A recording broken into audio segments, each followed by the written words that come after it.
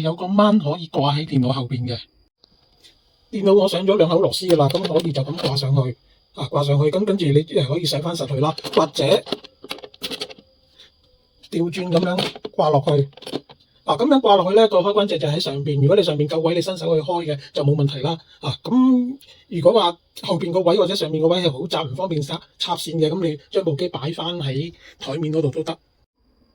上實咗就係咁樣噶啦。咁呢度有3個 USB 3.0嘅，咁我可以插嗰啲 USB 硬碟或者 printer 嗰啲啦，就咁插入去。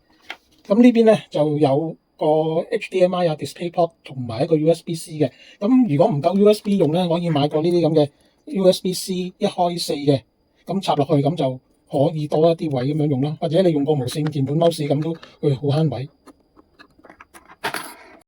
插好咗就係咁樣噶啦。插好咗之後，開電腦。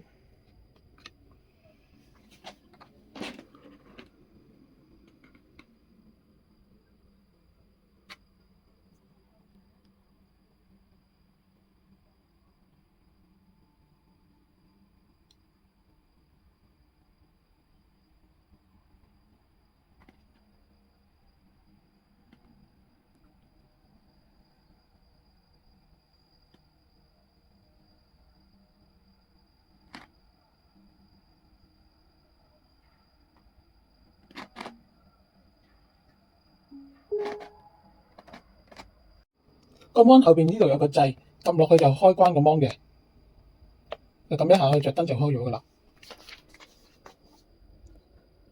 個 mon 喺開咗嗰陣時，再撳一下咧，佢就會出一個 menu 出嚟。咁用呢個控制杆咧，就可以調校個 mon 嘅光度等等。佢呢度側邊嗰度會有講係點樣用噶啦，最睇呢度。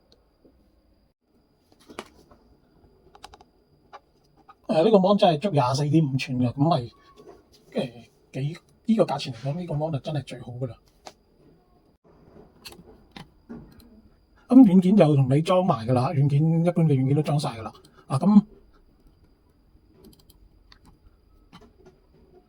入邊嗰個原本嗰個硬碟咧，用500G 嘅 SSD 啦。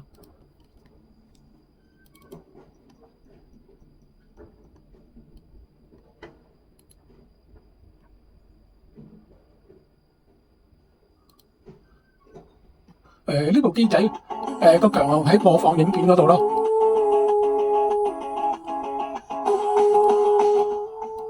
播放 4K 影片都冇問題噶。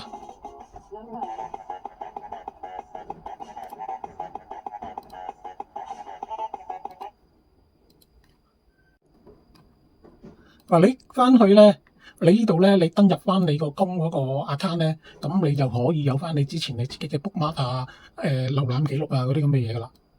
咁呢度咧，我裝多咗一個瀏覽器，呢個可以俾你哋玩嘅，俾你平時用啲唔係重要嘢嘅咁開啦。呢個瀏覽器咧，咁我裝咗啲擋廣告噶。咁譬如你喺呢度咧，你上去睇 YouTube 咧，就唔會有廣告出嚟噶啦。咁同埋咧，呢度咧，我就 bookmark 咗咧，喺上面呢度咧 bookmark 咗一啲咧就睇片嘅網站啦。咁你可以得閒攞嚟睇下咯，睇到佢冇為止啦。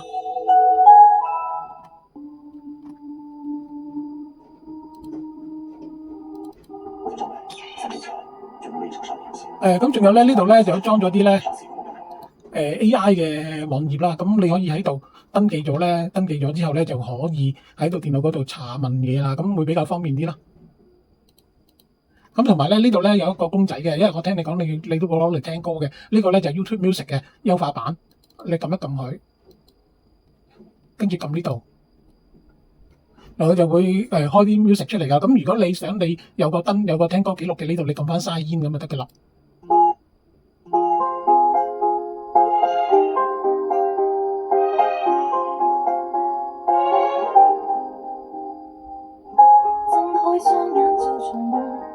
個 mon 啲喇叭聲都 OK 嘅。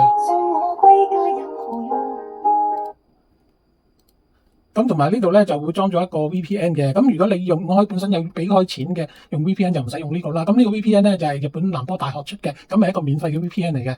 譬如好似依家日本咁樣呢個啦，咁我哋連呢度啦。佢會攞到嗰邊嘅 IP 噶啦。咁你睇翻呢度連得到，連到啦。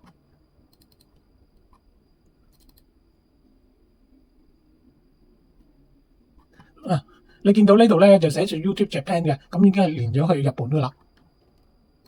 咁你唔用咧，你就 disconnect all 啦，跟住刪翻去咁就得啦。咁就會用翻去翻香港嘅。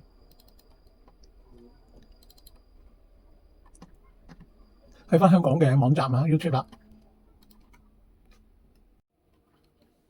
呢個 AnyDesk 咧係如果有啲乜嘢第時要遠端控制你部機嘅咧，咁你將呢個咧 WhatsApp 我就可以噶啦。譬如你翻到屋企嘅，因為個 printer 我冇個 printer 喺度，我裝唔到。如果你自己裝得到嘅，咪自己裝咯。如果你裝唔到嘅，你 WhatsApp 翻我，咁揾個時間啱嘅，我就用遠端嘅方法幫你裝翻你個 printer 咯。